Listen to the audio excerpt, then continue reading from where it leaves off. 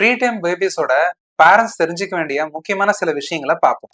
Preterm babies இருக்க parents கவனம் எடுத்துக்க வேண்டிய முக்கியமான விஷயங்கள் என்னன்னு பாத்தீங்கன்னா, ப்ரீடம் பேபிஸோட ஆர்கன்ஸ் ரொம்ப ப்ரீமெச்சூரா இருக்கிறதுனாலையும், அவங்களோட டைஜஸ்டிவ் ரெஸ்பிரேட்டரி சிஸ்டம்ஸ்லாம் கொஞ்சம் இம்மெச்சூரா இருக்கிறதுனாலையும் நீங்க எக்ஸ்ட்ராவா சில அப்சர்வேஷன்ஸ் எடுத்துக்க வேண்டிய தேவை இருக்கு.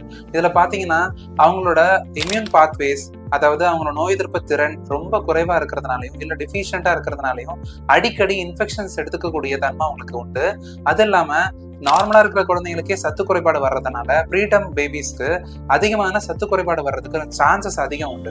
ஸோ அதனால நீங்க சின்ன சின்ன அப்சர்வேஷன்ஸ், அவங்களுக்கு வர ஒரு சின்ன சின்ன குறைபாடுகளை கூட கவனம் எடுத்து அதுக்கேற்ற நியூட்ரிஷனல் அட்வைஸ் வாங்கிக்கிறது ரொம்ப இம்பார்ட்டன்ட். அதை கரெக்டா ஃபாலோ பண்றதுனாலையும் நீங்க ஹைஜீனை கரெக்டா வச்சுக்கிறதுனாலையும் அவங்களோட இன்ஃபெக்ஷன்ஸ் அண்ட் நியூட்ரிஷன்ஸை நீங்க அழகா ஹேண்டில் பண்ண முடியும். ஸோ ப்ரீடம் பேபிஸை கேர் பண்ணிக்கக்கூடிய முக்கியமான சில டிப்ஸை பார்ப்போம்.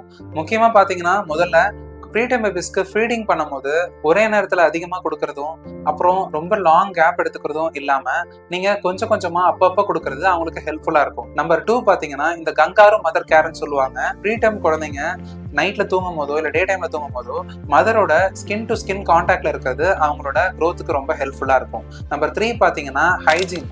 ஏன்னா ப்ரீடம் பேபிஸ் ஆர் வல்னரபிள், அவங்க ரொம்ப ஈஸியா இன்ஃபெக்ஷனை கேரி பண்ணிப்பாங்க. அதனால அதிகமான விசிட்டர்ஸ் வீட்டில் இருக்கிறத அவாய்ட் பண்ணுங்க.